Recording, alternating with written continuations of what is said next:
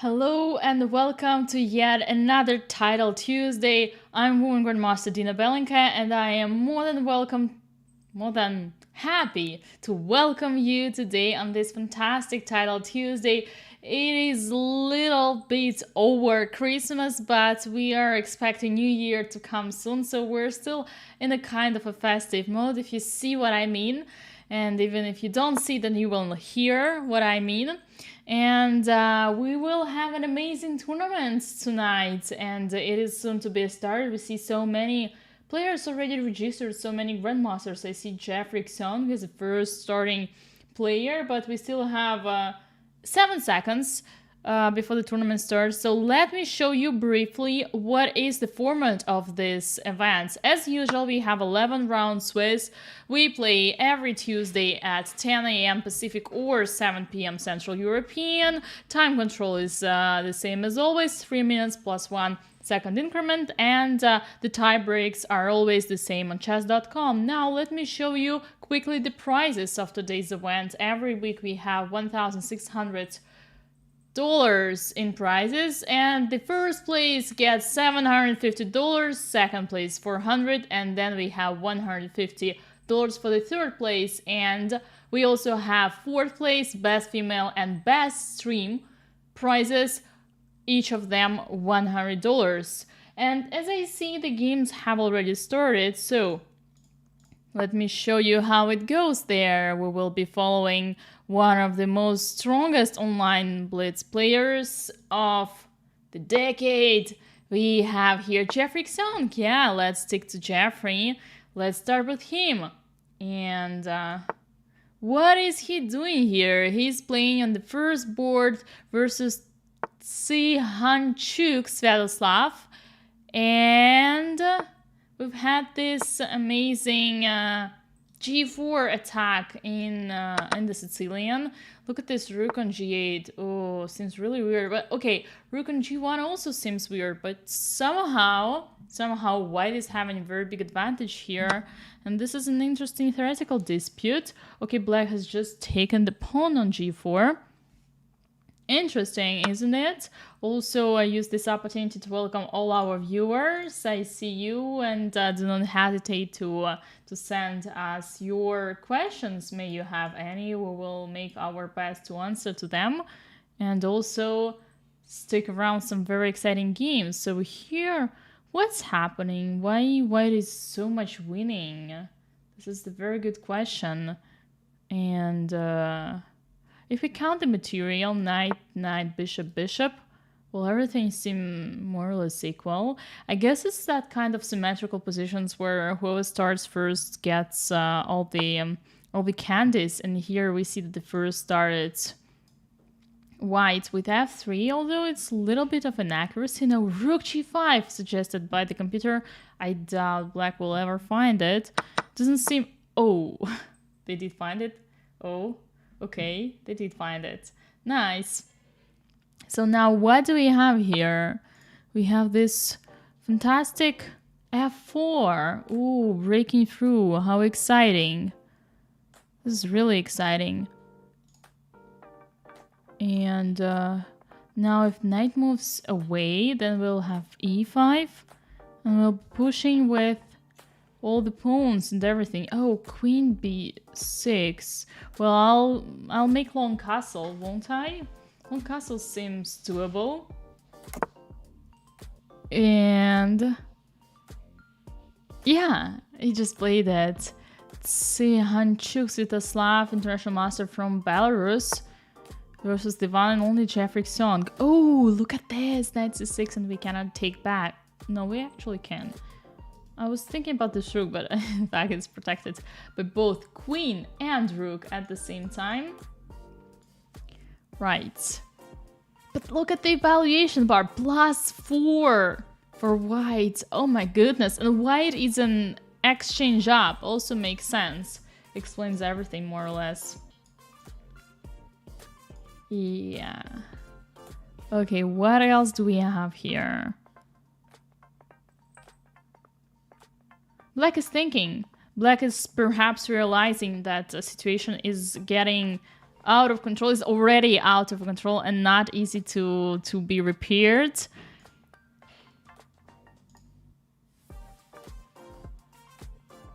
Now, if we have... What options do we actually have? Oh, e5. White play, but why did white take so much time? That actually means the position is not that easy to handle. We have this intermediate knight takes e2 check. Knight takes check. Oh, not check. But okay, if we count the material, white is still with a very big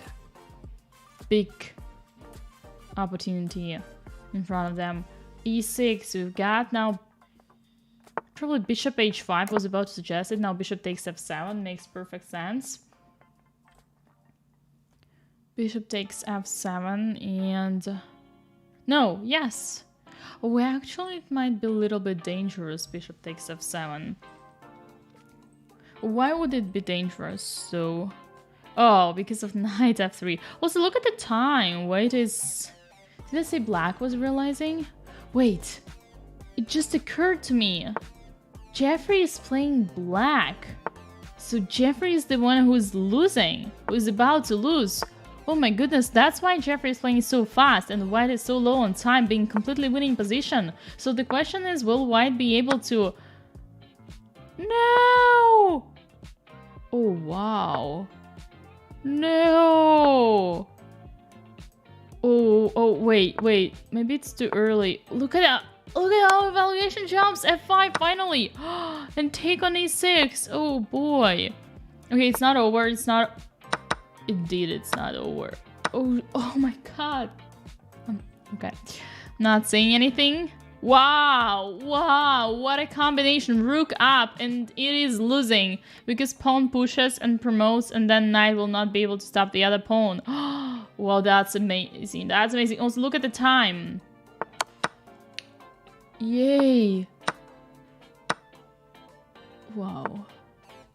Oh yeah, I'm just realizing that Jeffrey is about to lose and this is so exciting. I mean, it's always exciting when the leading player loses. But now we've got queen takes f6.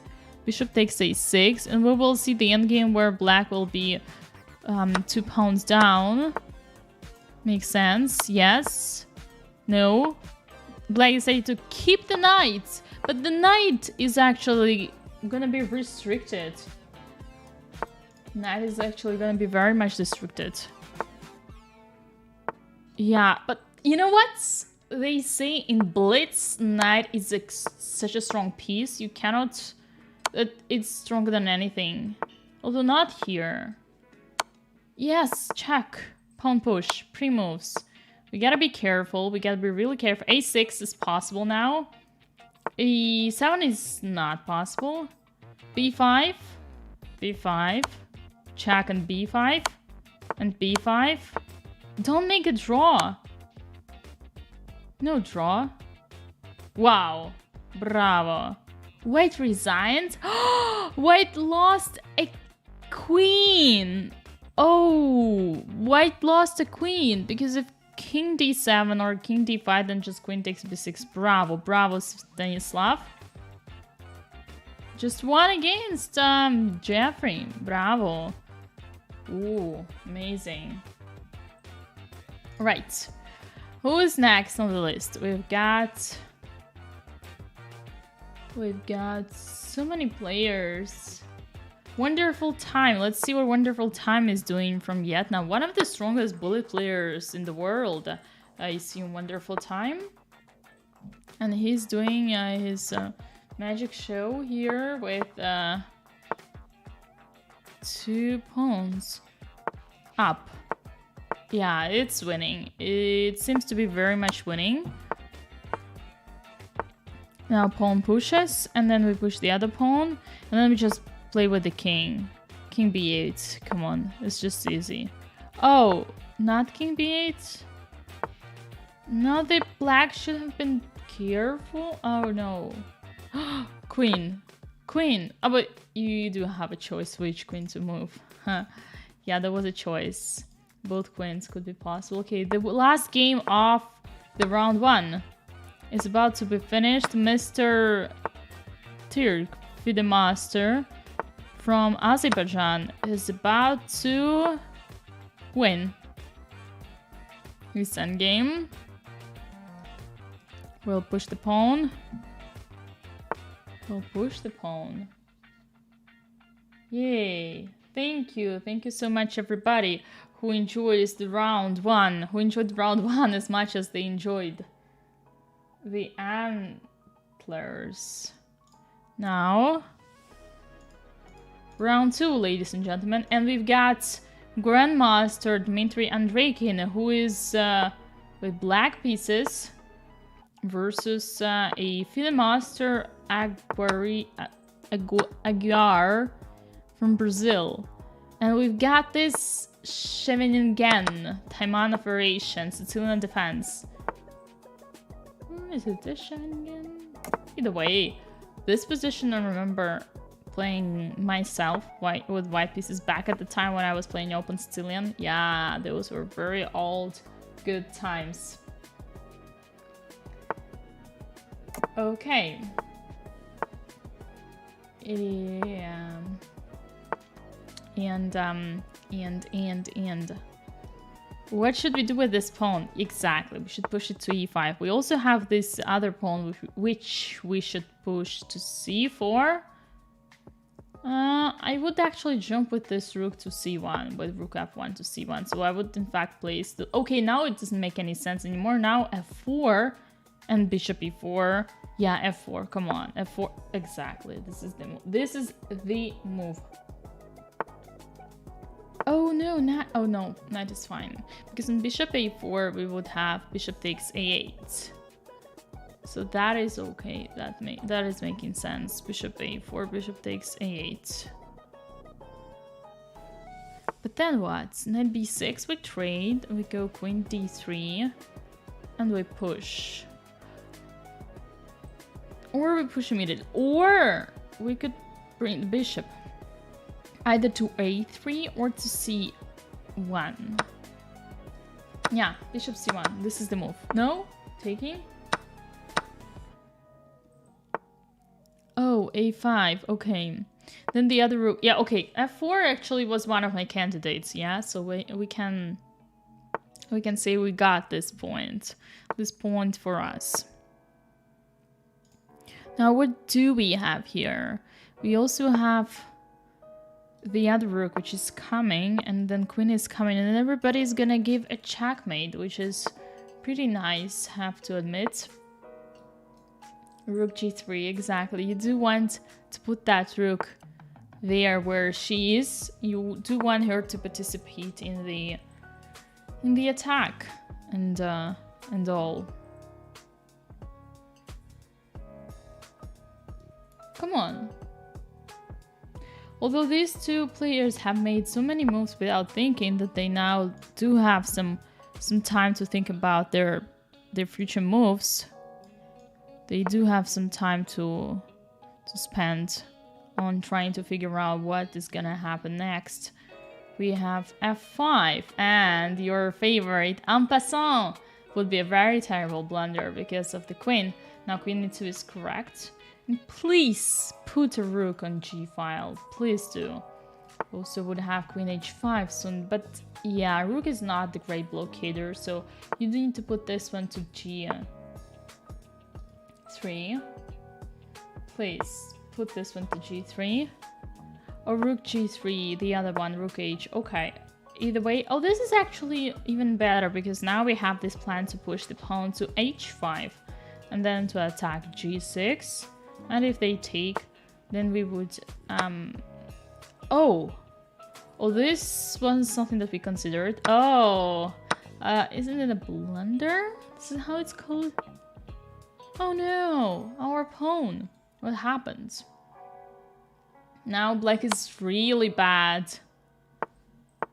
Oh, why is bad? Oh, white is really bad. White is about to get mated because this rook is coming, but somehow we do still have a rook h3 protecting our king. Look at the evaluation bar. How about rook e6 to e6? This sounds nice. This sounds like a lot of fun. But king g7 is the typical Kasparov move. You just kill them slowly. Although I assume black was afraid of h takes g6 and h takes g6. Yeah. Right, so rook d1 attacking the queen. Queen will go away somewhere. But where? This is the question. Queen e3, okay. Queen f1. Oh, what a nice attacking move, but it doesn't help us. Position is completely lost somehow. Rook d3. And then please, rook to g3, no? Rook queen f5. We take. But that doesn't help. Ah, black's position is so winning. Black's position is so winning. This game is not even interesting for us anymore. Let's see how Alexander Bortnik is doing. So Alexander Bortnik is here with white pieces. Rook takes d6, knight d7, rook takes e8, bishop takes. Let's calculate pieces. Alexander Bortnik has 2 extra pawns. Right. So if he has 2 extra pawns, then he should be winning soon. How about knight d5? Exactly. Oh. What happened to the bar? Why? Why it is having advantage? Oh. Exchange. Dina. Exchange up for white. Rook versus knight. A very important factor, isn't it? Now king f7, exactly. And in fact, it's Bortnik who is fighting for equality here. Oh. Is that a blunder? Yes. King h3 mate in 1. Here we take on f3. Bravo! Bortnik is has managed to almost make a draw. Come on, queen e2. And queen takes f3. Yes. And this is the move. Right. Oh, white refuses. And now, what do we have? And now black is playing for a win. We have queen e4. And somehow... No. Doesn't work. But rook d8 was not possible to find. Rook d8 was not possible to find. Ladies and gentlemen, look at this position. Black is winning with rook down. What a fantastic play by Alexander Bortnik. Bravo. Congratulations. An amazing win. Let's have a look. How many games do we have? More?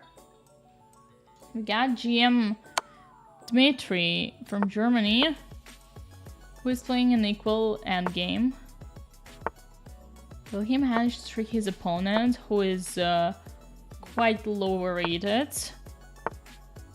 They're just staying there with their bishops. Here and there. And we've got bishop g4, rook f2, bishop, rook g2, bishop h3, rook a2. Nice, I like that. Now black has made a little improvement.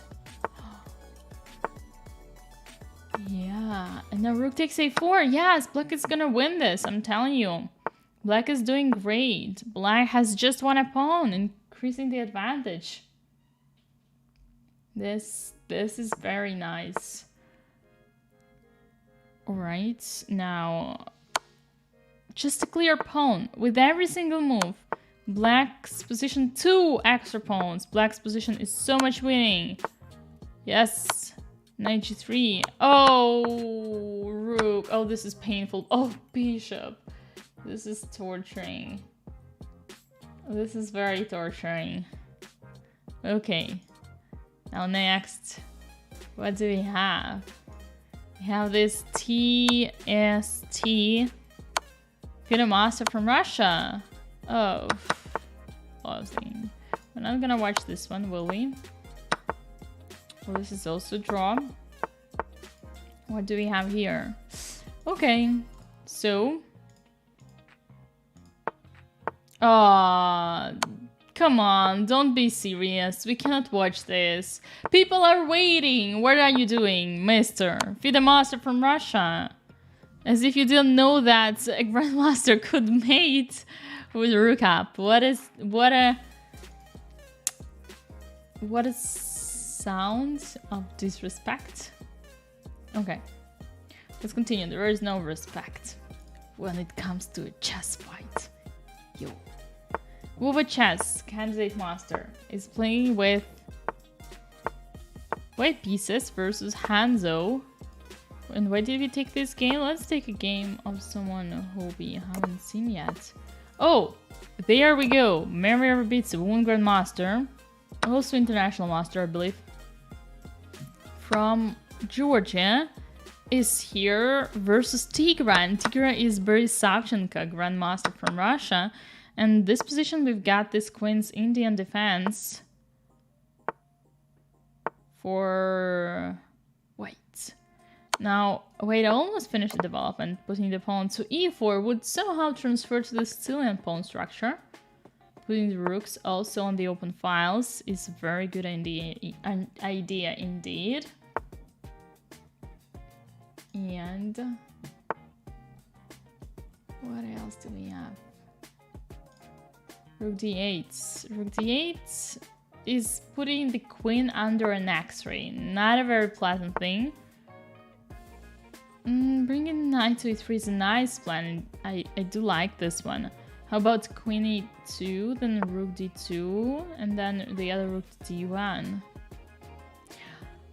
One more idea could be to push the g-pawn one day. Yeah, this could be very harsh. Not the f1, because we do not want to weaken e4, but the g1. To g1 to keep this, you know, track of things, and then push. Yeah, that would be nice. Here, you see, this is a kind of a hatch. Oh, too strong. Grandmaster from Russia, Boris Savchenko, knows the plan of white. He hears my thoughts and he immediately stops the idea. Prophylactical thinking, h5. But you know what? I was thinking, this position white got such a big space advantage and very nice center. But the question is, how do we improve? How do we improve our position? We cannot push. If we push b4, then we weaken c4, and if we push f4, then we weaken e4. So I see this is a statically equal position. This is how I would describe it, but I would obviously prefer white here anyway. Black doesn't have any bad pieces back, but one thing black does have is it's not a backward pawn, it's a weak pawn. It's weak pawn d6. So the perfect plan for white is just to attack this pawn, hoping that it will work. It won't work because black will defend it, but it will actually help to, you know, somehow put the... What? There is a4 here. Oh no, rook c6, fine. Oh, b4 and rook sacrifices. This is what I meant. With all this space advantage, whites can manage to find a way how to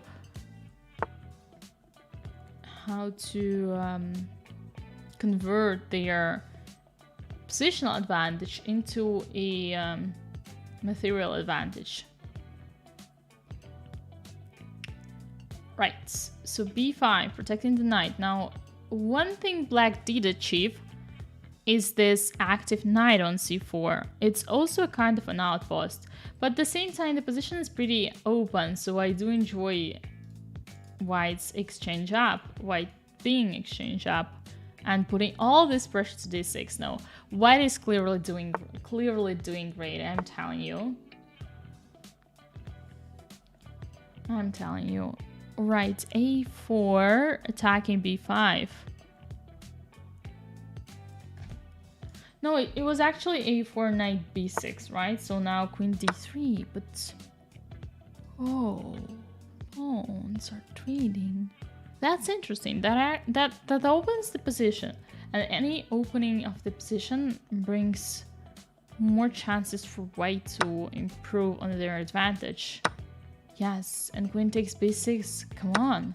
Ooh, what a great play by Mary. What a great play. a3. Fantastic. No, seriously, really great play. Now Mary's having a winning position, but she needs to find a way. She also is down on time, and she needs to neutralize this a3 pawn, because this could actually be one of the major weaknesses. Yeah. How about we put the rook to d2 next? But now black is thinking. Black is trying to find a way. Oh, rook c7. But we've got also the d6 pawn. We shouldn't forget about this one. We could take it with a queen or with a rook. Which one is better? Now be careful. Now there is only one move. And it is rook d3 to d2. And after rook c2... Oh, no, not this one. a2 losing! a2 is losing! a2 is queening. No way!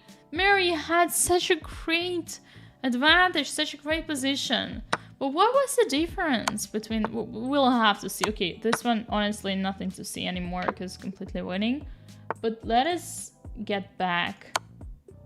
Here, it's an interesting moment. Apparently, only rook d3 to d2 was okay, winning. And on rook c2, we've got queen d3 getting back. And now the difference is that we are attacking this one. So a2 is not possible because we're just taking. And that's the moral of the story. It's not so difficult to find, to be honest. Because in the game, what happened is that Mary played rook d1. And now she doesn't have any extra attack on the c2. And then the pawn moves. That's it. Okay, let us stick to the game. We've got some more moves. But this is just mate incoming. Very nice sacrifice. F takes g4 and then pawn takes. Yeah. Can bring the first rank off. No, it's not about the first rank. Unfortunately, it was about the second rank. Yes. How about we see some other games that we've got? And those are...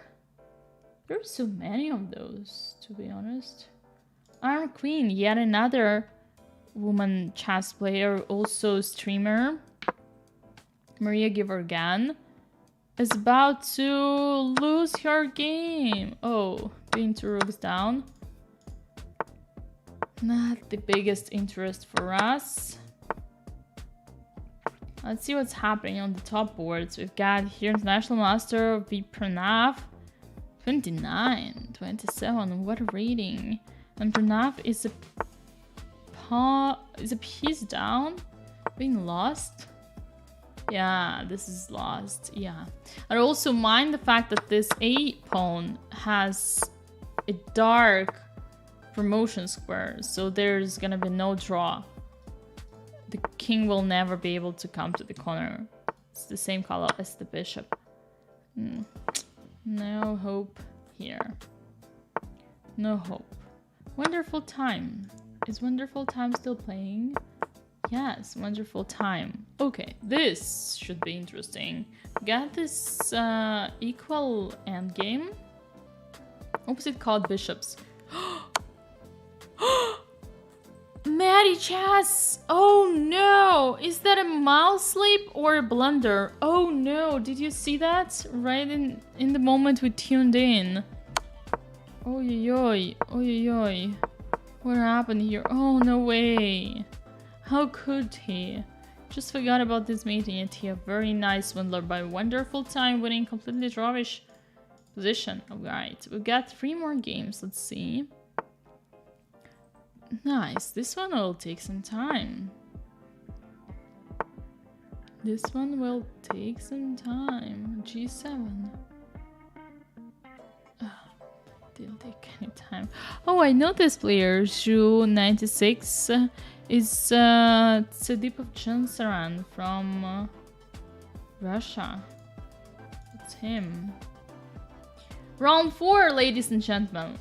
The most exciting thing about round 4 is that there is a break right after it. So how about we stick to the game of International Master Joseph Taher from Indonesia facing Dmitry Andreikin, Grandmaster from Russia, top Grandmaster. Look at this position. Symmetrical ready. Wow. Symmetrical ready. No more symmetrical. Or soon to be symmetrical. Again, back symmetrical. That's it. Knight c3, attacking the queen. Now queen will move away. But oh, wait. Queen is already attacked.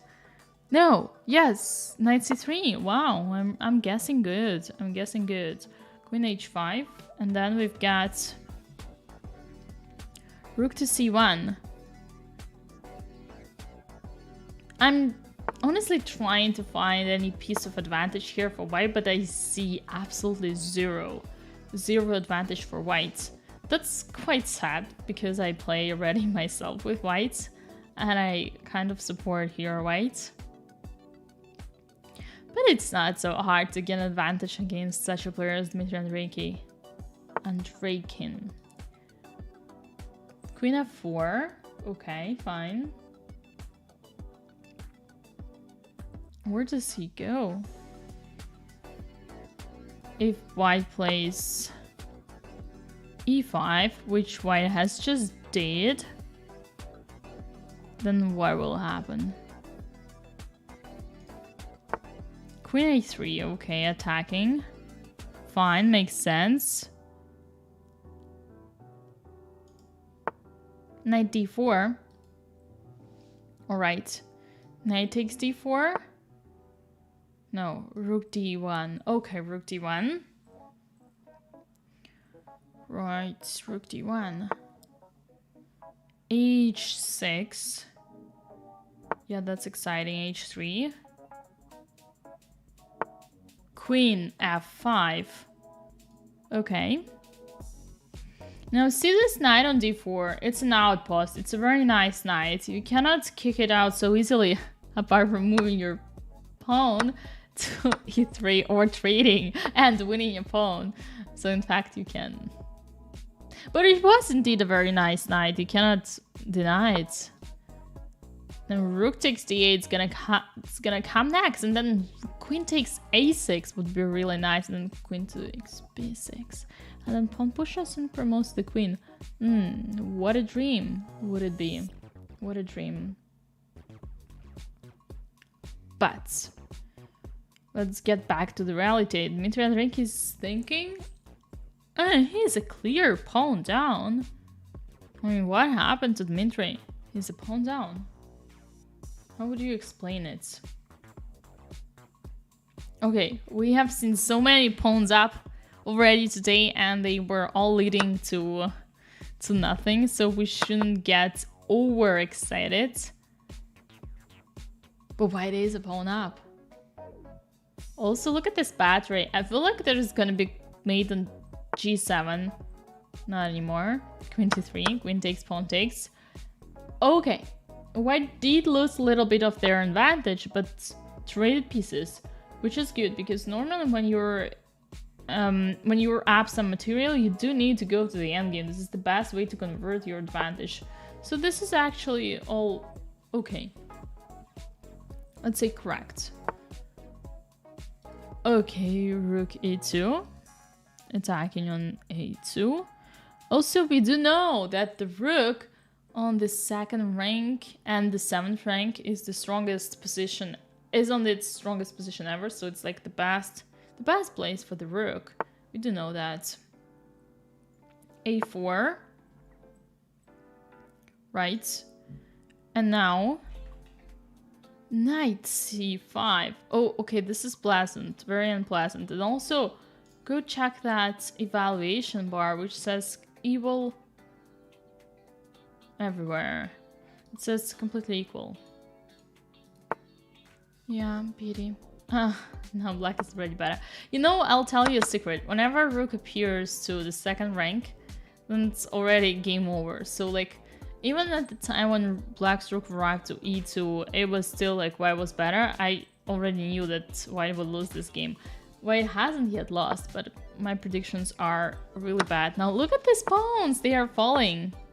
b5. Yeah, I'm telling you. White will lose.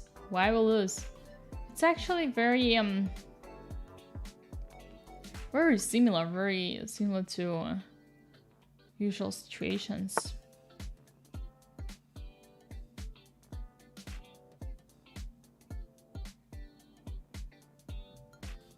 Okay, we've got this knight b2 attacking.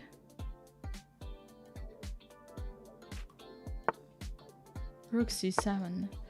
Oh, white tries to, you know, to save the situation. To put the rook also on an active position, but the truth is, you cannot help it. You cannot help it. Rook b7, attacking b5 and f2. Now knight will come. Somehow, computer says white is holding still. Also wondering why king f6 is not an option. But king g6 is better. Did you see what happened? And white lost. I told you that. It was all because of the rook on the second rank. It was all here. I'll show you. Here. Once rook arrived to the second rank, you could feel it. It's like superstition in a way, but it actually works. Always works. Who shall we stick to? I do have some nice players fighting. Let's go to this. Get Grand Giz K from Argentinian Grandmaster, Pawn Endgame versus Simon Hanin, International Master from Russia. What do we have here? Then pawn pushes, yes. And also other pawn pushes. Come on. Pushing the pawns. No, it's a draw. It's a draw, but it's nice to observate. h3. Voila. And game over for both. Draw. Rahmanov Alexander with white pieces. What a nice reading. 28-0-0. I bet it will be changed after this game. And he's about to win his game. That's it. 804. Not so many points, but 4 gains. Anyway, we've got this angry twin. It's Andrei Zrigalov or Sergei Zrigalov. Who knows? Who just made... What did they do this game? Is it the draw? No, it's lost. It's lost, yeah.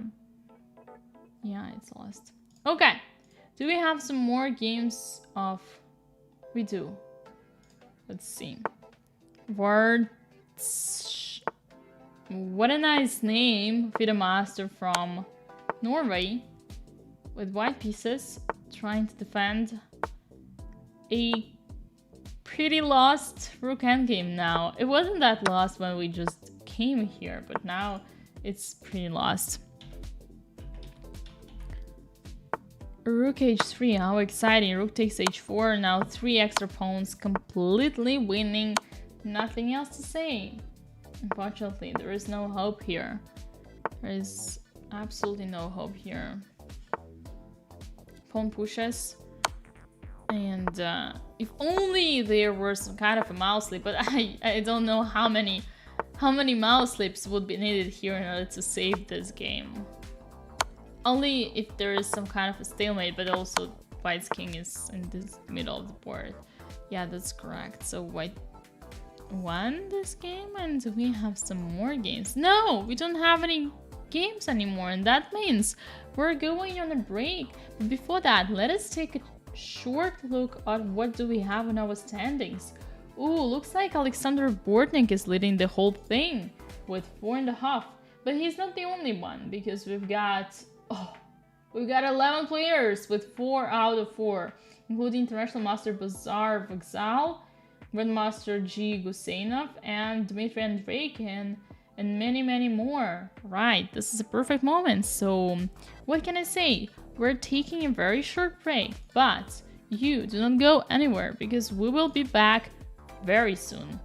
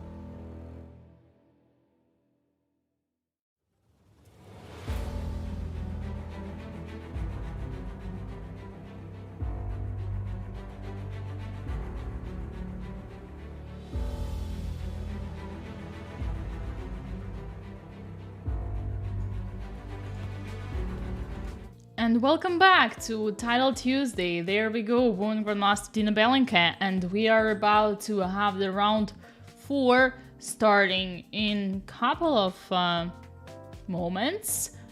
So we've got 11 players with 4 out of 4. What a nice result, isn't it?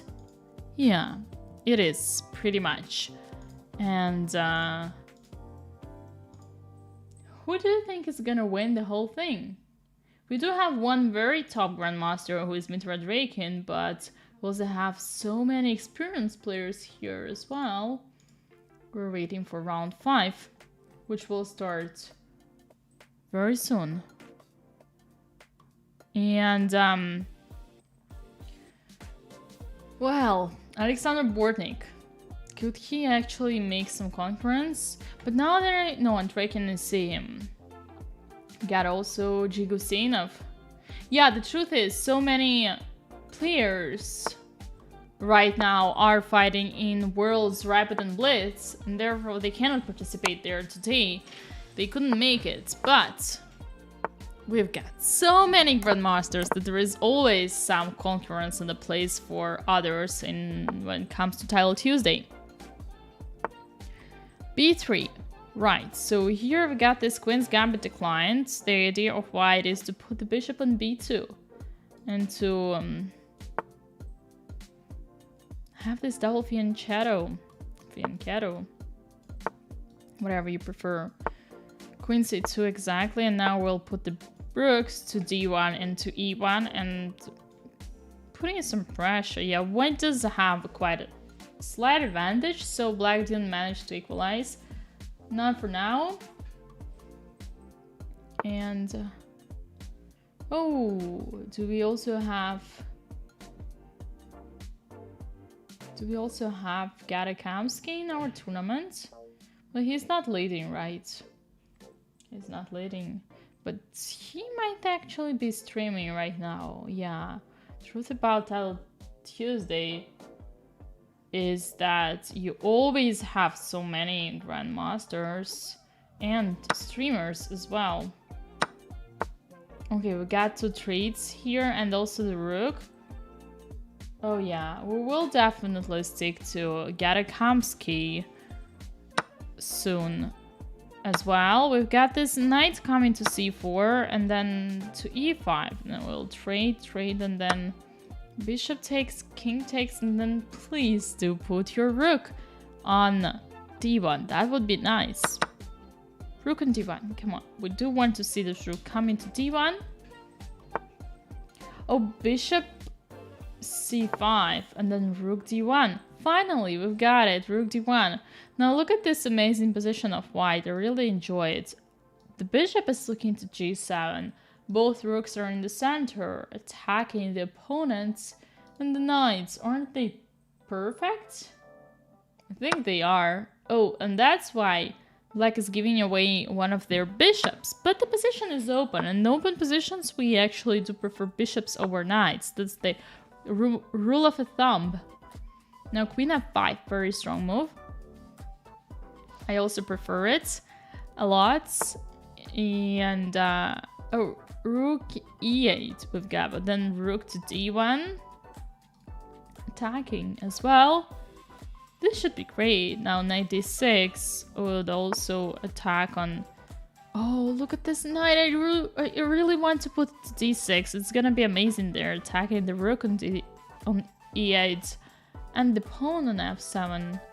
Yeah, seems like a fantastic idea. There would be some checks here somewhere on this diagonal, so we might probably make another prophylactical, yeah, there we go, move king g1. But we've got knight d6, this is perfect, and queen f3 also nice, because this way we stop from having any checks on the white diagonal as well. Now this position is just amazing. It's a dream position for anyone. Wait, knight came to f5. Oh, sacrificing on g7. Very mean. And then perfect. Rook g for incoming. And then Bishop takes f6. Wow, this is amazing. This is just amazing. I drew probably too many arrows. You will understand later on, but this is just fantastic. Also, may you know it or not, but f5 and c5 for white and c4 and f4 for black are perfect squares for knights. Seriously, this is where knights are the strongest. It's kind of concept that not everybody knows, but now that I told you the secret, you do know it, don't you? Okay, so queen b7. We take and we play g4. And then we push. Yeah, that would make some sense. And then we push. g4, and we want knight takes to g7. No? Why not? g4, pawn takes, and then I'll play knight takes g7. Yeah, that's nice. That's really nice. Okay, rook f to e8, doubling the rooks. It doesn't save. Rook d7. No, white is completely outplaying here. Knight takes g7 and then rook e4. Fantastic. And now we'll put rook d7. What if rook e2? Or we will just play bishop f6, and that's fine. That's fine. Oh, no pawn anymore. But we got this one. Wait, one pawn only is not that much. It's not that much.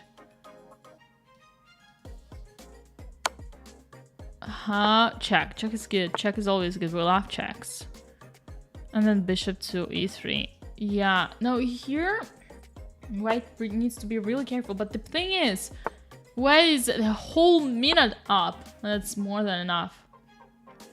That's more than enough to convert such kind of advantage. Oh, well, now it's an easy thing. You just bring the king to the pawn. Just bring the king. And that's it. Bring the king.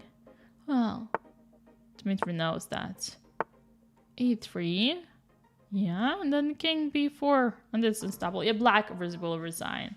But that was a nice try. Congratulations, Andrei, I guess. Dragala, congratulations. Well, it's also a nice opportunity. It's not every day that you can face such a strong player. Okay, let me check if our... Wait, Swiss fighter? Oh, Swiss fighter. No, confused Swiss fighter. By someone else. Bogdan Deek. Oh, this guy was playing in Grandchester. I remember him. This is a young Romanian star.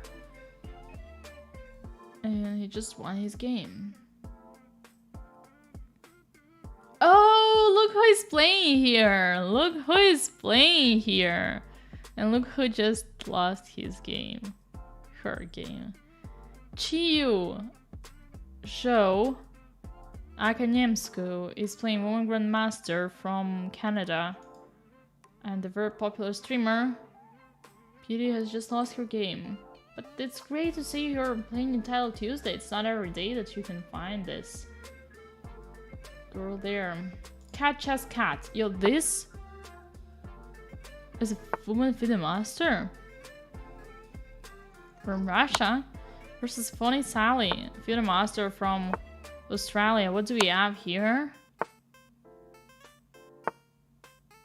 Extra pawn. There is this plan to push the pawn. No. Oh, rook g6, cutting the king, of course. No. And now winning. Oh, so many mistakes. But then, too easy to judge when you're with your engine on. Nah, yeah. Yeah, now two pawns.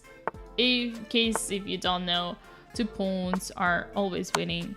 Unless you blunder something, of course, but 2 pawns, it's more than enough. Well, here in this position, even 1 pawn would be enough to win because the king is in front of the pawn and there would be checkmate. which just happened here. Let's see how many games we still have in the round 5. We've got... Oh! Let's... No. Twitch Alham Blitz. Fidemaster from Norway. Twitch streamer, but the game is already finished. Eltash just made a draw. All of them seems like finished their games. Wonderful time? No. Right, so that means that round 5 has just finished. As we can see, all the games finished. Meaning that we are about to enter to the round 4. That's exciting. And we've got so many players with 5. We got 6 players with fights out of... With 5. Did I see fight? I meant 5. With 5 out of 11. So we're waiting for the round 6 to come. Round 6, welcome. We're waiting for you. What's the score of Hikaru? That's a good question. What's the score of Hikaru? Hikaru got scared. Too many strong players today, and therefore he's not participating. We're missing him. But he's not participating, unfortunately. He got scared of all the strong guys. Oh, look at this guy. Twitch Alham Blitz. Must be a Twitch streamer from Norway. Fidemaster 2920. What is this, his game? Okay, we do need to refresh. Right, and in order to refresh, let me show you. Once again, let me remind you the prizes of the events so that you can all appreciate how much Mr. Hikaru has missed today. $750 for the first prize. I was wondering, maybe some of the players from World Rapid and Blitz would be on time for Title Tuesday tonight, but that actually depends on when their last round finishes, and as far as I remember, they do have a lot of delays. Okay. He lost one and forfeited from the tournament. That is a very nice way how things could actually be going. That's a very possible thing. So we've got here Dmitry Adrakin with white pieces, who is playing against Gigo Seinov.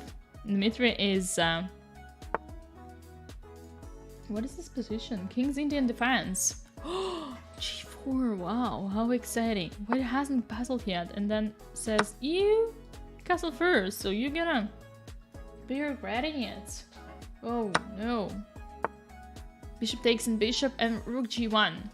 Okay, we've got this rook on g1, and then queen to d2, and then short castle, king h1. Oh, knight g5, this is exciting. Coming to e6, but the thing is e6 is not protected yet. Maybe soon to be bishop takes, getting rid of this knight, and then knight to e6. Could this be true? Maybe. So taking on f4 and then playing bishop e2. Yeah, that could be something. That could be indeed something. Now we've got knight d7. Okay, so white's idea is to castle long. That's what they are doing, yes. Castling long, and then slowly but surely starting to attack. Maybe h4 should be considered h5 and h6, pushing the pawn. Also, bishop to, or let's say rook to g3, bishop to e2. Oh, wait, here we can finally jump, but that will be a terrible mistake. One should never open this bishop. No! Oh, maybe there is some tactics here that we don't see. Wow, bishop h6. What a monster. Oh wow. This must have been a blunder. Oh, this is a terrible blunder, but Dmitry Andreyevich, I'm telling you, this is a terrible blunder. Look what just happened. Why did we give the exchange? Oh, in order to king. Yeah, to move the king away. Yeah, that makes a lot of sense. Wow, such a great play by Mr. Husseinov. Such a great play. Indeed. Knight f8. Knight f8. Okay. And we got to do something. But haven't we already seen in the first round, I think, Dmitry was lost and he managed to swindler?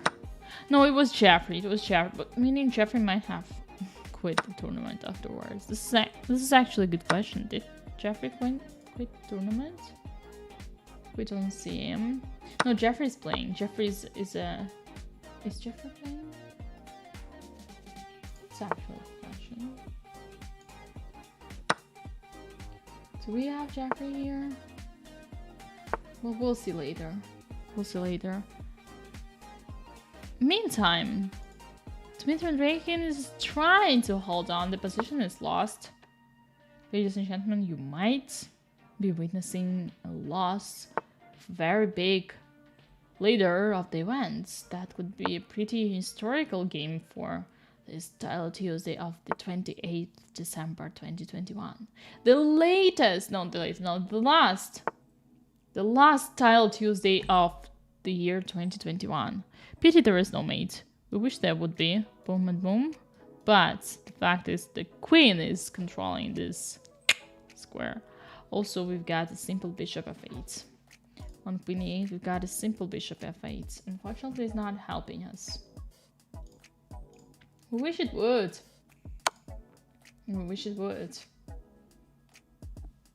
Okay, queen e8.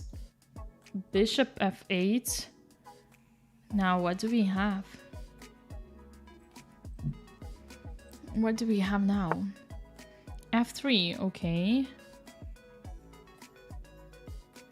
Queen takes f3. Yes, and knight c3. Okay, knight c3 is nice. Attacking. And king a1 and rook d4. Ah, painful. It's pretty painful. It's only exchange up, but it's actually so much more. It's just the mate is coming. Rook takes d4, there's... Oh no, there wasn't any mate.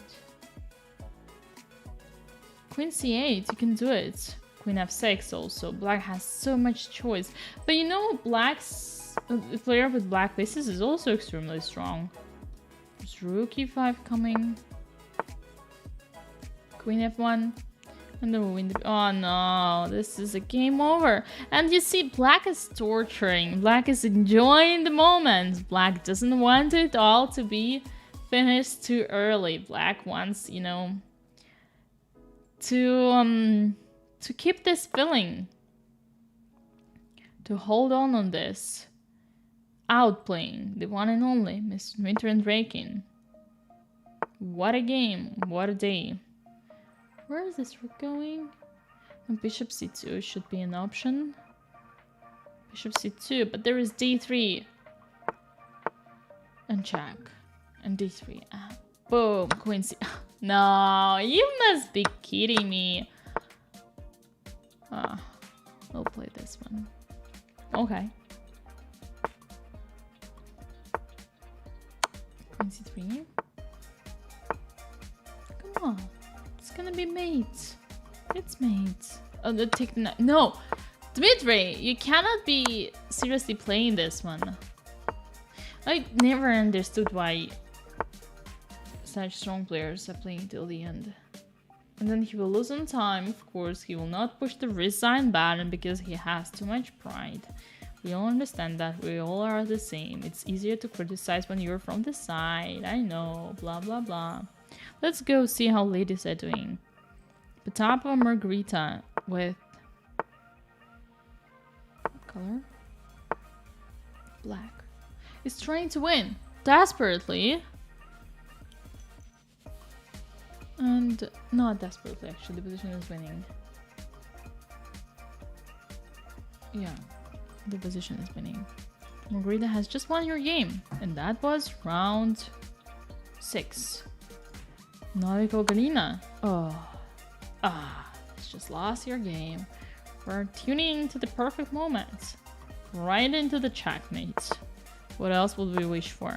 Here we've got 2 extra pass pawns, so it's completely not great. We got this player Remy from Bulgaria, who's about to lose. 2 is... No. Arisa, FIDE Master from South Africa. They have so many strong players in South Africa. Not only streamers. Well, this is gonna be finished very soon. As well as this. Okay. Well. Pre-moving, mates.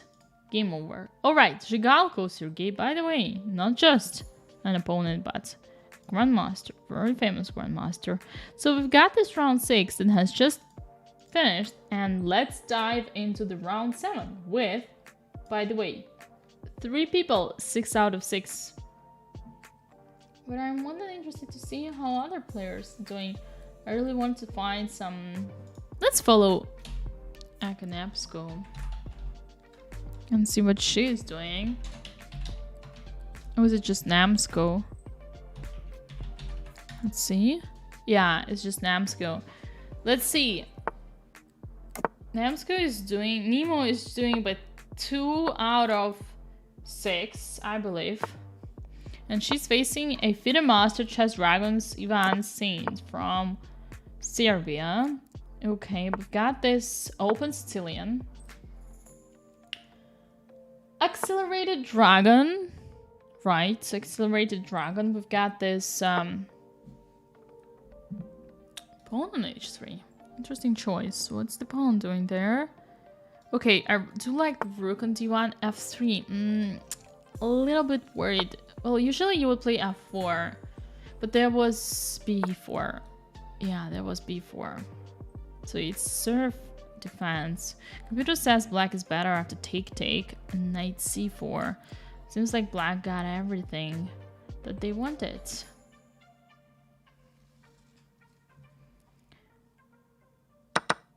Okay. Now knight c4. Oh, black didn't find it. Yeah, that is that difficult moment when you have to be defending, but okay, now king to h1 seems to be the most natural. Well, yeah, king h2 also fine. Knight c4 isn't coming, but also there is this a5 and a4 idea. Now, probably the best would be to give this bishop away because it's not doing anything here, and nothing in particular. We could also have, yeah, bravo. We should, oh, watch out, watch out. There's this knight on d4. You should not be blundering it, Nemo. You should not be blundering. How about queen d2 or queen e3? Whatever you wish for. And as we all know, your wish is my command. So I wish Nemo to defend this knight. And she goes for it. You see perfect correlation. Okay, how about... No, nonsense. Now on e5, there is always knight f5. So no worries on this one. We will not be losing the knight on this pin. I would say b4 sounds really nice. Oh, queen c5. Queen c5 is pretty gentle. Yeah, queen c5 is gentle. I say rook d2 or rook f2, bringing the other rook, but actually there is this pawn is protected. Why was I thinking that it wasn't? There was nothing there. Yeah, because even before knight moves away, there is this still protection. e5 is actually enough. Rookie 1? Where is this going? e5, knight f5, takes. Why would black be better there? I don't want to understand. But okay. Either way, we've got this. We got this position and we bear with it. What black is thinking? No, you know what? E5 is not natural. Yes. I was just about to suggest rook c8. But I still don't understand what white's rook is doing on e1, to be honest. Seriously, I'm not sure what this rook is doing there. In every kind of position like this, white should put the knight to d5. So the question is only if black will get something. Excuse me? Wasn't it like pre-moved? Wait, why? Oh, this is suicide. This is suicide. I do not appreciate black's decision here to give away the exchange. Why? There was absolutely no reason. Why would black do that? Who knows? Ghosts. Ghosts. The OC ghosts.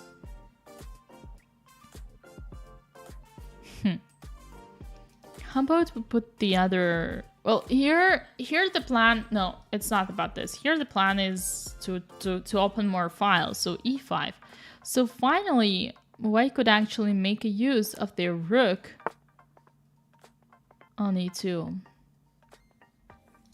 e5, alright. e5. We should be pushing the pawn to e5. Although that can also wait. Bringing the king can never be wrong. We're in the endgame. b4 should be met by trades, and then we will... Yeah, and then black will never trade the b4 pawn to c2 because we always have the knight on b3. So in this way we're good. Knight to h5. Okay.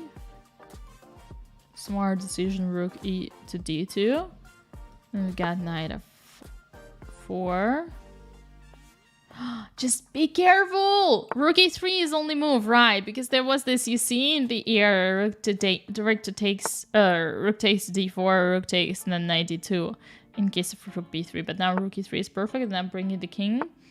You know, Nemo is a little bit running out of time. Okay, we got this rook to b3, and now b4, take.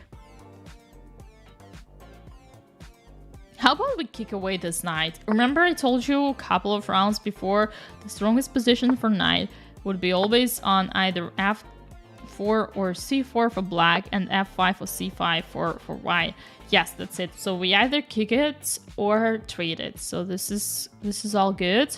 But how about the pawn? We don't need it. It was a c2 pawn. We don't need this one. Okay. And take everything. Rook b6. King e7. Rook b7. What happened to the bar? The bar is not happy.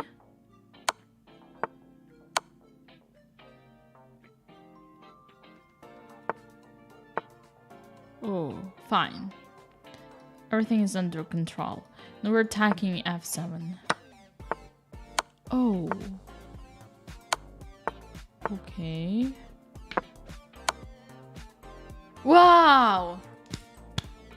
I didn't see this coming. Bravo. What an exciting mate. So black has just made a queen, but white's made it. Bravo. That's a nice win. Yay. Let's go. Bravo, Nemo. Bravo, Nemo.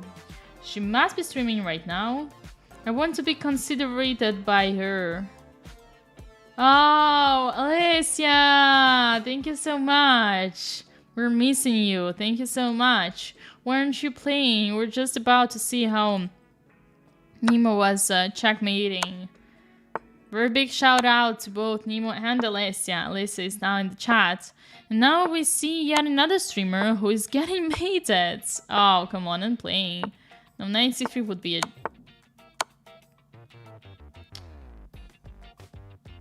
Yeah, this was Chess Master, Russian YouTuber and streamer, and who is also streaming right now this event. Just got mated. What a pity. What else do we have here? We've got this. Maiden 3. Shushik. Shushik? What a nice name. It's just lost. Kitty. Did actually Max won that game, the previous one? No, he had Black King, right? So Max won. It's a good question. Maybe. Okay. So Max won. Yeah, that was it. Oh, here it's exciting. The knight will come and chase the bishop. Knight d6. How do I win this one? Maybe it's a draw? 50 moves roll? Bringing the... and knight d6. And then knight d8. Ouch. Oh no, yes! Winning! And knight to d6. This is winning. Yeah. This is gonna be nice. Just do not. But there's gonna be nothing here. What a nice move. King takes d6 instead of promoting. What a greedy one. Mate. Right. So that was round 6. Now we are going for the round... That was actually round 7. Now we're heading to the round 8. And the good thing about round 8 is that we're following again Nemo. No, that's not the good thing. The good thing about round 8 is that we'll have a break right after. Let us see how other players we haven't followed yet are doing. For instance, we haven't seen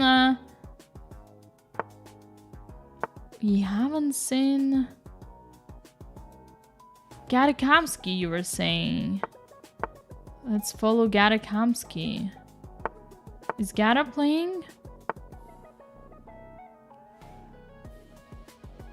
Well, now that we haven't found it, let's see this game. Zaur Mamadov, Turkish Grandmaster, is playing against ZQ1. This is interesting. What's going here?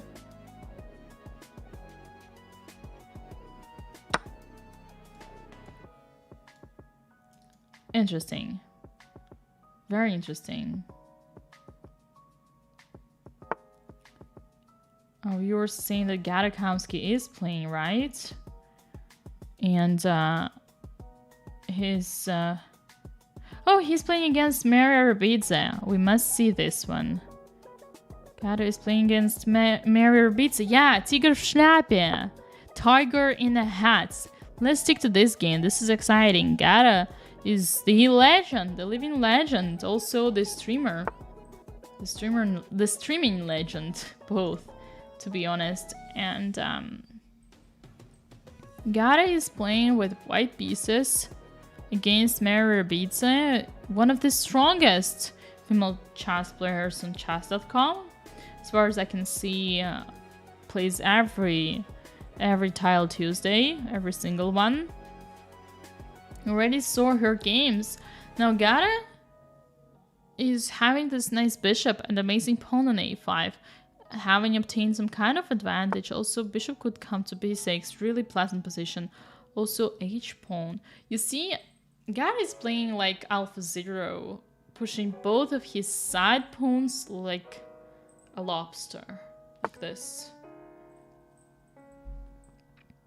Rook a3. Oh, this is exciting.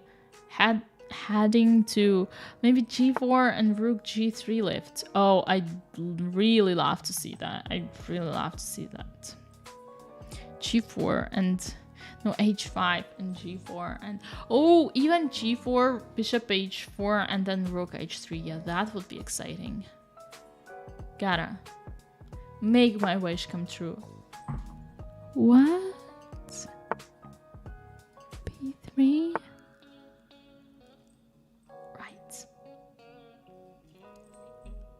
Why this move? Because of knight c4? Oh, Oh yeah, I get it. So knight... Yeah, Gata wanted to play knight a4, and he didn't want to get bishop b5, so he wanted to prefer c4. Now I understand it. Okay. But the pawn will push. Well, there is no attack anymore. Maybe we'll see e5 and rook g4. But the problem is there is this knight coming to e5 as well one day. Yeah, that would be exciting. e5 and rook g4 would be really exciting. Okay, so what else do we have here? No, e5 is... I was joking, obviously. It's not gonna happen. Rook c3. Rook a2. Well, I do not understand the idea behind all these moves with rooks. I mean, taking on a4 was evident, of course, but now... Oh, everybody who is watching this game right now, please do not take it as an example. This is the most ridiculous way of placing your rooks. Never put your rooks in front of pawns like this. But here, probably Gata is hoping to chase black's rooks behind, backward, and then push and then regain all the activity. Yeah, this would make some sense. I'm pushing like this. No, come on. I'm trying to find another color. No? No, it doesn't work. No, never mind. So, we did push c4. Everything that I was expecting came. But now bishop d4 is pretty strong. So if black manages to put e5, could be annoying. At the same time, we could always trade, but if black manages to say, you see, e5, and then knight to f8 to e6. But that's why here we go with prophylactical thinking, bishop h3. So it seems like white is faster. Rook f8 now, knight f8 is not possible anymore. Yeah, seems like the only active piece that black has is the bishop on d4, but it's not that active because it can be traded easily. And finally, white managed to regain some harmony and give some activity to the rooks. I'm so relieved. I can't even say how much. Take. Probably take here and then, yeah, and then just this is a dead body. This is just a dead body. We're gonna find him and we're gonna bury him. Rook d2. Rook d1, also possible. f3, f3 is so...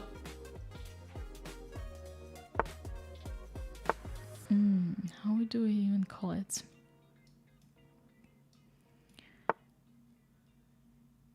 It's so greedy. That's the perfect word. And then but actually it's also correct, of course. It's also correct. It's not just greedy, it's also correct. Yeah, and extra pawn. Amazing position. Gata is doing great. Gata will never... Rook d5. Boom. Oh, the last trick. Queen h6. Last trick. Come on, you have to try it. But you have to try it faster. But it doesn't work. Of course it doesn't work. It is last trick. No, queen h4, just simply something like that. Queen g3. Yeah, you have to try those tricks. You cannot do without them. It's part of the game. It's just part of the game. You have to try those tricks, even if they're greedy. Rook g4, and we take, and then we go to the end game. Bush. And e5. Oh, b5 also possible. And b6. Yeah, bravo, bravo. Winning. Take the pawn. Oh, king f3 very important. Otherwise, it would be also winning. Would be also winning, I think. Yeah. Yeah, Mary, be careful with time. But time doesn't help when you are having a lost position, right? When you're having a lost position, it won't help. And we would take on d6, and that's a game over. So, ladies and gentlemen, all those of you who were waiting for Gata's game, there we go. Hope your interest is satisfied. And we do yet have more games with from this round. This is exciting, but they are not leaders. Let's see. Let's stick to the leaders. We got Tigger. Tigger is Boris Sapchenko. And what is he doing here? H5. Oh, what a trap! You cannot take the pawn. The knight is trapped. You can actually. Actually, you can. Yeah. It's not working. Completely lost. Completely lost. Such a pity. Indeed. But it is what it is. Yeah. White is losing to Zhu 96. It's Jan Saran Sudipov. This is the player. Oh, pawn. But 2 extra on the king side. It's not gonna help. It's gonna be lost. It's not gonna help. It's gonna be lost. Okay, knight g3 coming. No? Yes? Okay. Oh. Oh, g6 takes. And then f5. Oh, what an exciting sacrifice. What was it for? Well, it's gonna be winning anyway, but... Oh, you can just come with your knight and then take this pawn, and that's just gonna be... Yeah, that's it. Knight f5, exactly. Oh, check.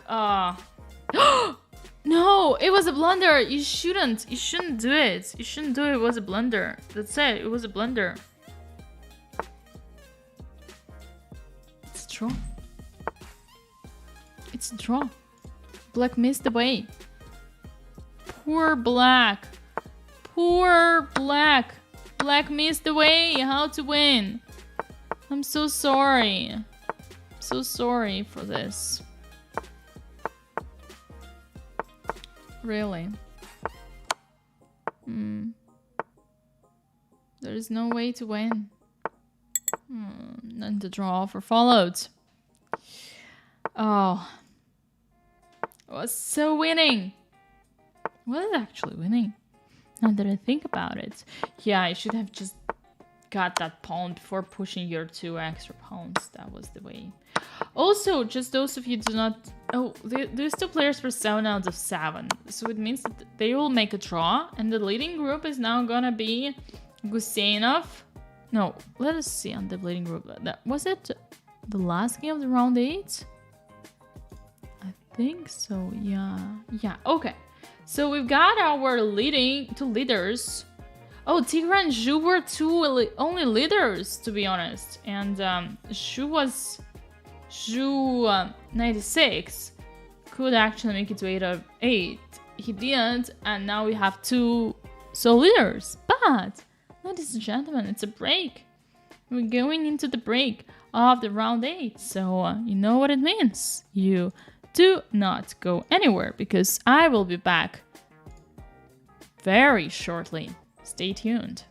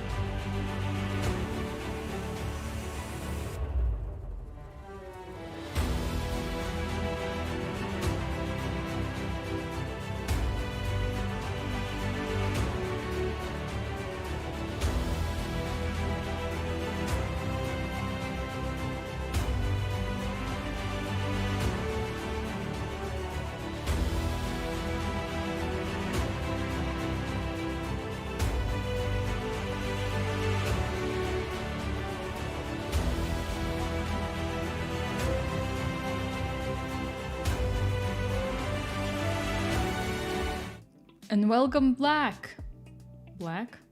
And welcome back to Title Tuesday. I am Wound Grandmaster Dina Belenkaya, and we are entering to the round 9 of a very exciting event. We've got 2 leaders, Tikara and Zhu, 96, Boris Savchenko Grandmaster, and Grandmaster Zhensran Tsudipov with both 7.5 out of 8. We've got 2 last rounds. The most exciting rounds are about to start, and we are here to wait for them. So, what do we have? The games haven't started yet. Have they? No, they haven't. Your predictions, ladies and gentlemen. Who is gonna win the event? Who is gonna be there to make it to the top? To $750 and get all the other prizes as well. We got a very big group of people who are just behind them. It's G. Gusainov, Jankis, Eagle, Claw, Hanzo Hasashi, and that's it. So we got 2 people with 7 out of 8, and we've got 4 more people just behind with 7 out of 8. Round 9, we're waiting for it. 9, 10, and 11. Did I say 4? It's actually 3 last rounds. There we go. We're following Nemo as always. But what we do want to say is how the leaders did go. How did it go for the leaders? So let's see. We've got... There we go. So, Zhensran Tsudipov, who was right in the winning position just before, and we want to see him winning the win. He did deserve it. I mean, at least be in the first 3. So we've got this Italian game here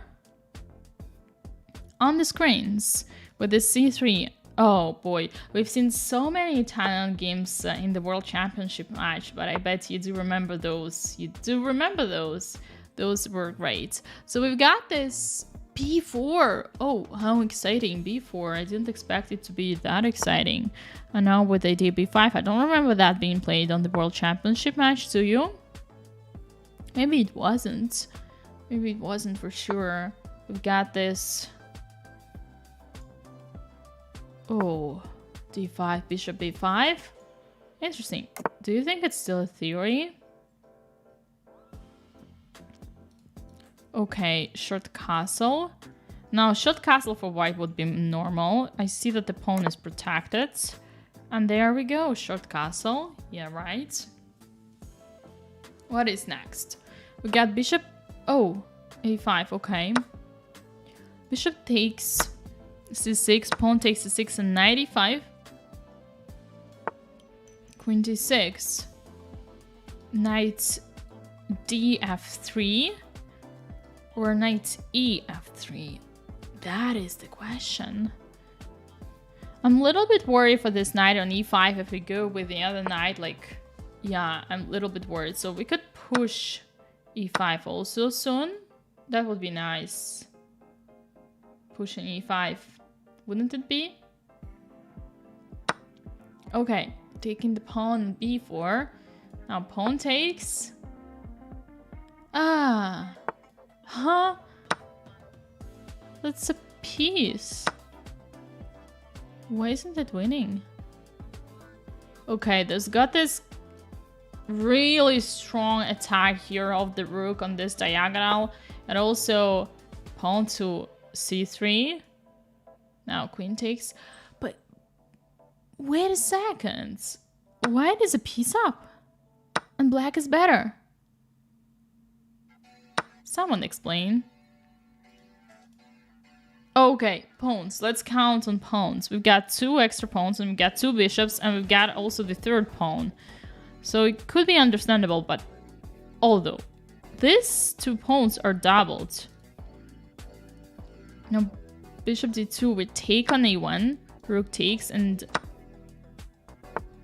bishop e6, but bishop takes b4. You see, this is that kind of position when you've got 2 pieces for a rook, but since it's an endgame and rook has a lot of place to go, it actually compensates. You know, I would always give the preference to pieces, but here I can clearly say that white's pieces are so passive. Oh, and the amazing rook takes a2. Yay, coming. And after rook takes, then it's gonna be rook d1. Boom, boom. Checkmate. Boom, boom, it's not coming because white will, of course, put the rook somewhere else. No, black is doing fantastic. Wow, what a spirit. I feel like Zhu is gonna be suffering today. She's gonna be suffering. Now rook c1. Could be mad by the win. Here, off a piece. Rook b8. You see that? You see that coming? Don't you? Rook f1. But what is different? Oh, and knight c1. Oh, wow. What a fantastic idea. Well, this one you do need to find. This one is complicated. Also, we got rooks a1, but then bishop d2. Oh, no, wait. It's not bishop d2. It's bishop e3. He didn't find it. He did not. What's the difference here? I forgot. Well, what would be different? What would be about rook f1 that would change it? Oh, that's a good exercise. I mean, it's game over here, obviously. And Zhu will resign.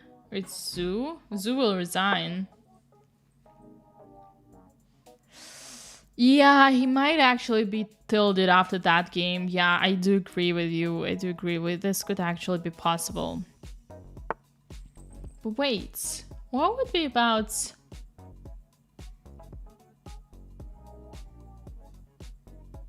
Literally, I have no idea why rook f1 would be saving. It wouldn't make any choice. Let's get back. I mean, this one is just lost. Let's get back. A little bit. Computer was suggesting here rook f1, but what if we go same rook b2? Oh boy, look at this. It's amazing. Knight a5! Exclamation, double exclamation mark, and then rook b4, knight takes a... Oh, this is fantastic. No, this is not possible to find like this when you're playing a blitz game under pressure. No, it's just too good to be true. Wow. Okay. And here we got this last endgame. So this game is gonna be finished. Let's see how Tigra is doing. Tigra was... Oh, Tigra also lost. No way. That means the both leaders who were on the first and second position are losing their games, and therefore they've been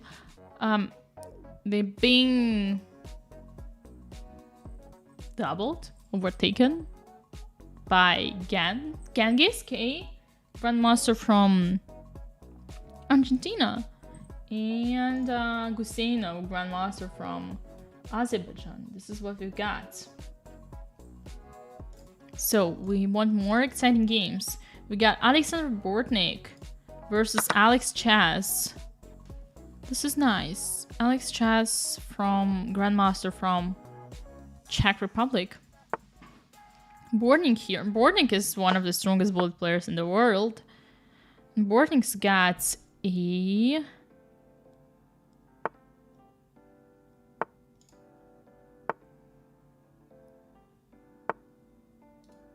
G5. Extra pawn. That's what I was about to say. And also very passive king. So it's completely lost for black. This is the conclusion. Completely lost by black. 94. We'll see how black will try to hold on. Hold on this rope. Hopefully. Huh. There is some hope. There is some hope. What is the plan? Okay, white should pass here or make a pass pawn. Check. What is... Oh, that pawn was not to be taken. It was meant to be played king d7. Yeah, it was meant to be played king d7. Now the pawn... Oh, good night. Good night, knights. And the pawn is passed. Bravo, Alexander, who just won his game. May Goose. Hey Goose, International Master. It's Marina Guseva. Yeah, it's Marina Guseva. Marina is playing here. And this is gonna be a draw. And Marina is making a draw against Isen. FIDE Master 2368 from Russia. This is gonna be a draw. We will not stay too long in this game. We got still here National Master from Armenia. Artak is facing a woman candidate master from Uzbekistan, Fariza. Oh, that's a rook. Black is winning here. Black is winning. Yeah, and it's just not to blunder the rook in one or something like this. King has no moves. Pity.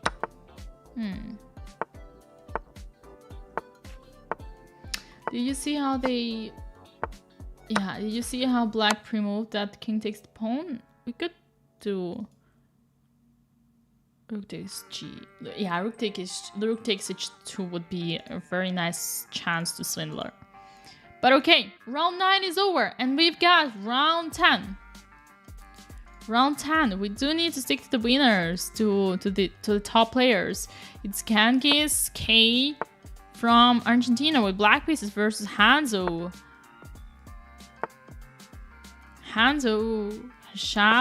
Sashi from Uzbekistan. Oh, I love this position. I've played it myself, with the board chess. I really love this position. Let's stick to this one.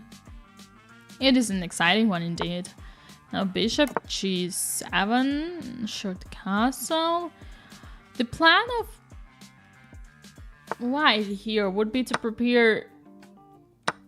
I was about to say prepare d4, but obviously no longer. It is a plan. d5 takes, and bishop b3 or bishop b2. Yeah, bishop b3. But what is the knight doing on b5? I'm not used to... Usually in my positions, knight would come to e6 and then to g3, and then you would push d3 and pawn to f4 and stuff like that. But here it's not the same. Okay. Let's assume this is what it is. Now what do we have? What do we have as well?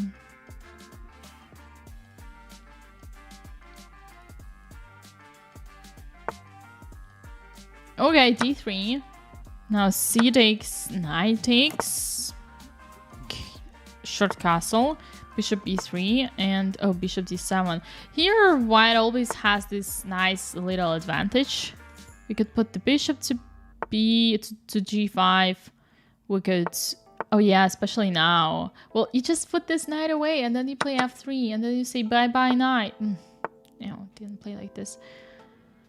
I feel like white's advantage a little bit decreased. I also feel like black is doing good here. We do need to finish the development, don't we? Then bishop b3, put the rook to c1. Would be great. Put the rook to c1. Come on, you can do it. Put the rook. And yeah, see, you heard me. Finally, queen d2. Then the other rook coming. Also bishop and everybody's feeling good and safe here. We've got this. Oh, okay. We got this. This is nice. I love the way of it. I love the sound of that. But no, I feel like I do need to teach those Hanzo how to play the system with white. I do feel like Hanzo is misplaying it, but okay, it's blitz. In blitz, it's not important what you do. What is important, how fast you do it. I mean, of course, I'm exaggerating, and everything should be taken into consideration, knowing the level of the players. We've got also f3 as a plan. a4 is a decent one. You do play on this. Yeah, s3 sounds nice, but the problem here for white is that, look at the pawns, they're of the same color as the bishop. So, like, normally speaking, white's bishop is worse than black. But there we go. Computer gives the advantage to black. Oh, sorry, to white. So, also that not making much of a sense. Alright. Rook a1, we're threatening here to come. This would be cool. Yeah, that would be really cool. King g7, rook a5. No, look at this. How it comes so that's... Wow. It's actually a great example for, you know, those, how we call them, exceptions. Exceptions to all chess strategy rules. Like, white has his pawns on white squares, but there we go. Black's pawns are weakening, are weaknesses. Did it say white? Okay, black has his pawns on white squares, but these are the weaknesses. Oh, after almost 2 hours, it gets more and more complicated, but they will get there. So you see my point, right? And the only weakness that white has is the pawn on c3.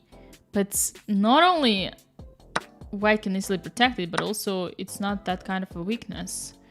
I mean, it's not that weak because bishop can defend it, and then that the other bishop cannot attack it because it would mean for him to come to a5.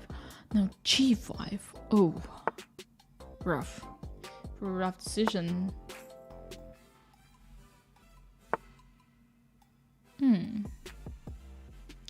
But what about rook takes? Oh, then we would have both falling.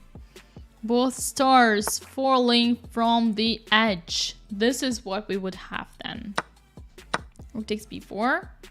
Got bishop h6 check. Fantastic. You do want to do this one. Oh, we take here. Or, oh. Oh. Oh, blunder. Blunder.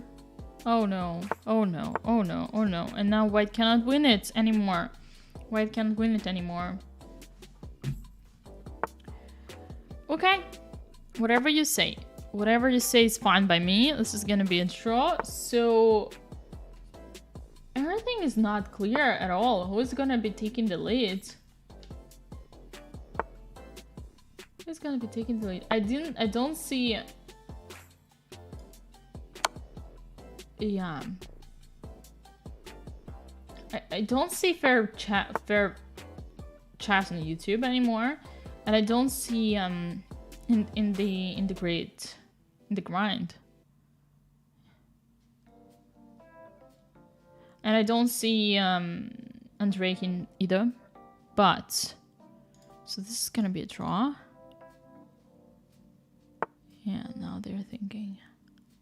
It's too late to think, gentlemen.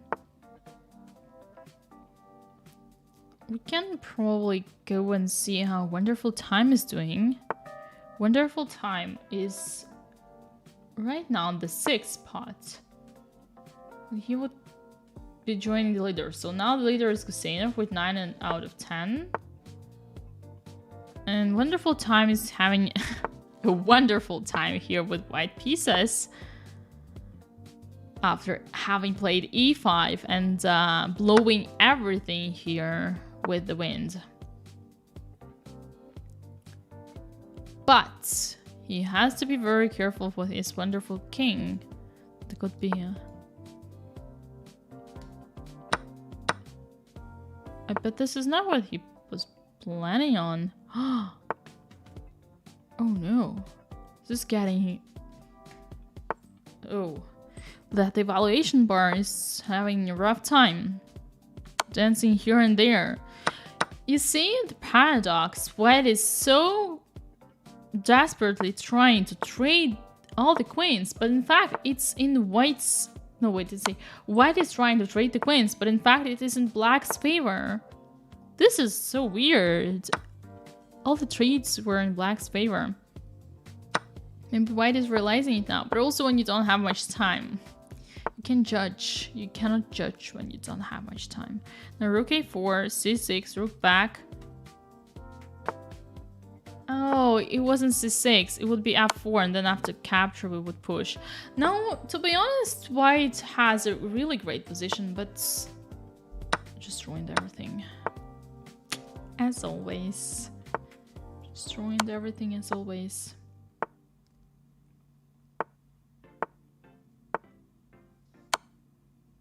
Yeah, another draw. This is gonna be another draw. Okay, we got it. We got it. Well, oh, Hanzo is still playing. But this is gonna be a draw. This is Philidor. You guys know Philidor, don't you? Yeah. They also know it. Luckily for them, they also know it. Vladis Frido, a woman-fitted master from Russia, is playing versus Chessbard. I almost misread it as chessboard, and I said, playing versus chessboard. What an amazing match. Yeah. This is gonna be so many rook endgames here today. It's like rook game party all over there. It's just like a New Year's party. New Year's Eve rook endgame party. Oh, did I say that? And the moment I say that, we jump into yet another rook endgame. How exciting. I bet here is gonna be rook endgame as well. I told you, rook endgame. No, here we got knight, but it's technically still rook endgame. Rook endgame? I mean king endgame? Rook endgame? And draw. Okay, let's go to this one. Or this one. No, with the knight. Oh, just finished in the draw. Okay, this is the last game of the round 10. And we've got already the leaders. G. Guseynov, Grandmaster from Azerbaijan, is with 9 points out of 10, leading the whole event. And then we have Alexander Bording right behind him, 8.5 out of 10. We got Genghis with 9.5 out of 10. Oh wait, 8.5. So we got one leader who's with 9 out of 10. And we got 4 people right behind with just half a point behind. Meaning that we have potentially 5 different people who could win Title Tuesday. The last Title Tuesday. I always want to say the latest, but it's actually the last Title Tuesday of the month. How exciting is that?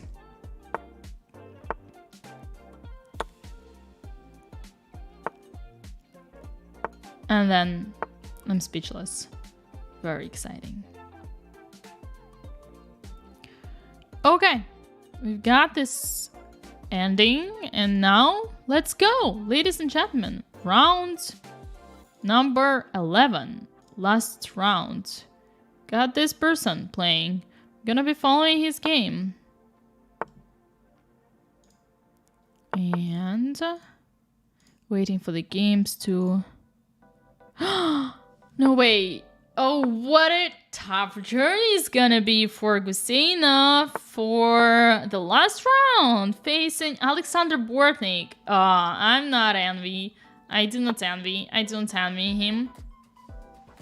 This is a tough one.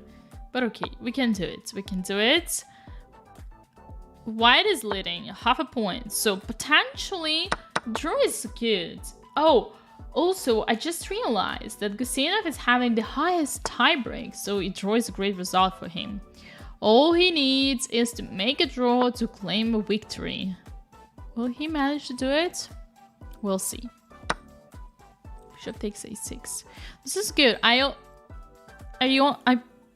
myself know that Alexander is playing Alekhine. It's Alekhine defense. Oops, sorry. Alekhine defense on a very stable manner. Like every time in Blitz, I remember I played a match with him a year and a half ago, and I was playing all the time Alekhine.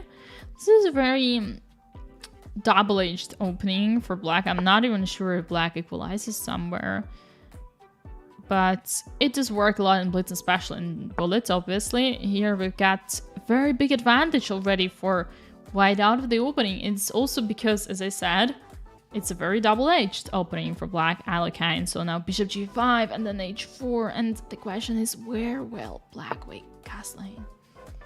Gara is on spot number 8. Oh, that's great. That's great. Now we got this b3. Why didn't the bar like b3? What was wrong about it? I mean, the perfect plan should be to give away this bishop and then not leave anyone come to f5. But now knight comes to f5. We do have g4. That's true. We do have g4. Oh, knight g3. Perfect. But I would actually play against black's bishop because the position is closed, you know. Oh, g6. Do you think Alexander could ever swindle in this game? Do you think it's possible for him to swindle? Rook g3. Now we take, queen f3, and bishop e7, and takes, and draw offer. That was draw offer from whom? Guseynov offered the draw. He knows draw is enough for him. He knows it. Bortnik is thinking either to offer draw or not. But Bortnik with the draw would be 9. Could even not make it for the prizes. Yeah, I could actually even not make it for the prizes. Probably not the best idea to accept. No, Bortnik needs to fight. But God, his position is so bad. I mean, strategically wise. Look at this rook. Is that a rook? No. Look at this rook. Is that a rook? Yes. Look at this king. Is that a king? No. Look at this queen. Is that a queen? Bortnik declined the draw and played c5 and rook b6. And he's right. Bortnik needs to decline the draw because he is fighting here for the spots into the first 4. These are the prizes. Although Bortnik could also get a bad stream prize. I bet he's streaming on Russian. It's gonna be not an easy job for arbiters, organizers to evaluate his stream, but they know they can count on me, right? No, joking. Seriously,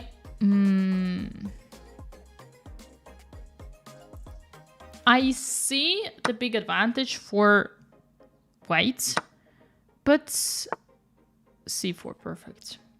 I was gonna say it's not so evident. How would you convert it? King f8. Rook d1, nice. Now we'll put the other rook here. Yeah, it seems like just the king is so vulnerable that everything's gonna be falling. Although you do kind of want to take on c4 and then, oh, maybe even b takes in opening.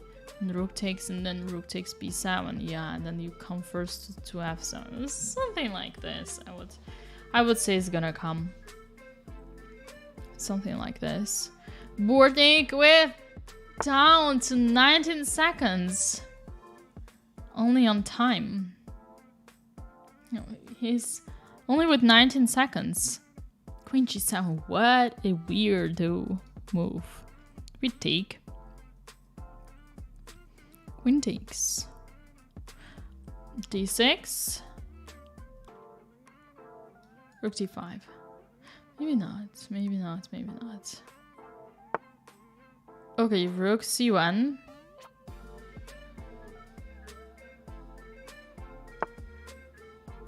Queen g5. Rook b1. b6. That means Guseynov doesn't see how to improve, but he doesn't need to improve. He can just keep this draw. He can just keep this draw. Yeah, I already see. Yeah, Gangi is 1, but he has a very low tie break. King g2. We got rook b7. You gotta go rook b7, and then the other rook to d7. You gotta go rook b7, exactly. And the other rook to d7. Bortnik, 2 seconds on the clock. f4. Rook to d7, no checks. Oh, how to improve? 40 seconds on the clock. King h2. Rook a4. But we got this queen. c6, double attack on a4 and on e6. We gotta do it. We also this one. Which one is better here? Wait, what? Rook a3, okay. No, it's rook a3. Oh, queen takes f3. Back, yes. Mate is coming. Rook f7. Rook f7, mate is coming. Come on, you can see it. Yes. And mate. Poor Bortnik. And we can say, ladies and gentlemen, Mr. Guseynov is about to win the latest. Did I say it wrong again? The last title Tuesday. Why is he making a draw in a winning position? Why is he making a draw in a winning position? Queen g8, and you make a mate. Just come in here. What's wrong? What's wrong? Just go here and then mate. Oh. Okay, this is creepy. It's very creepy. Maybe it was an accident. He just wanted to... I mean, 14 seconds. No, this is creepy. This is a completely winning thing. But okay. Chesscom is still winning the tournament. It's still enough for him. Although the prizes will be... I mean, the places will be shared. So I'm thinking now either the prizes are shared or not in such situations. But in the meantime, we still have some... games here going on. We've got Candidate Master Shuvalov, yet another streamer, Russian YouTuber Shuvalov, who is with an exchange up. Not so easy to understand how to win this thing. Black has his opponent, Black Kurkusha, woman candidate master from Russia.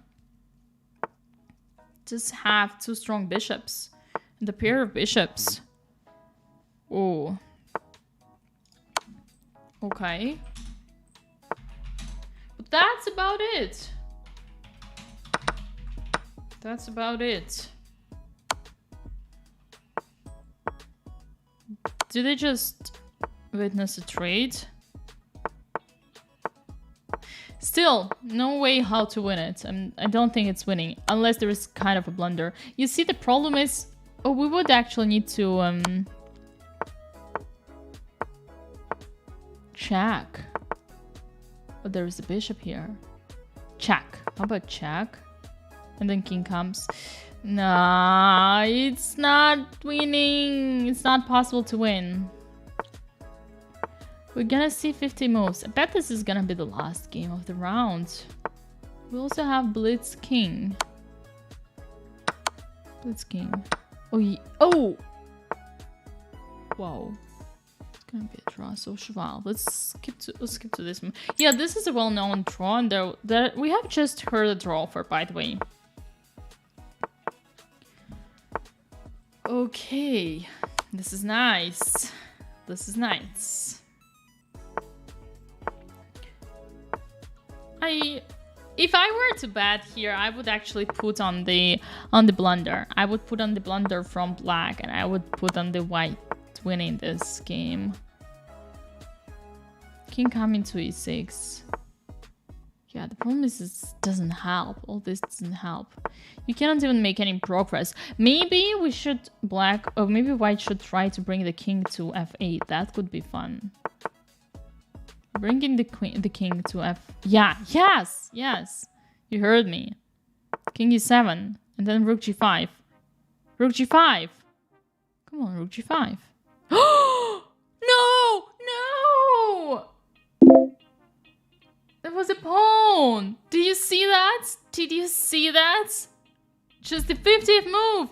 And black blundered the pawn. That could actually lead some chances for white to win this. And I'm pretty sure it would be winning.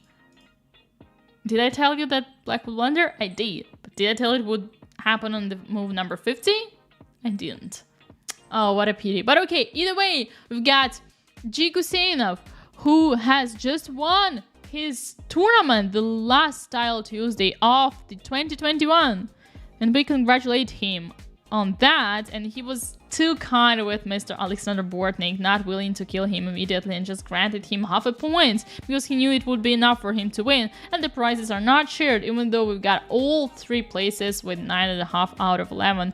We also got Genghis, Grandmaster from Argentina, and Hanzo, another Grandmaster from Uzbekistan. All these 3 gentlemen won the podium of Tile Tuesday. We got Alexander Bortnik on the 4th spot. Wonderful time won the 5th spot, both at 9 out of 11, and many, many, many more Grandmasters. And I already see the first woman player, I believe, to get the first women's prize. If I'm not mistaken, it must be Maria Rabidze on the spot number 18 with 8 out of 11. What an amazing result. Either way, ladies and gentlemen, that was an amazing Title Tuesday. It was my pleasure to host it together with you tonight. Thank you very much, everyone, for watching. And I will definitely be back to you in the year 2022. But before that, may I wish you an amazing end of 2021. Have an amazing New Year's celebration. And let's get back stronger and better and happier in the year 2022. See you in January, everybody. Bye and stay safe.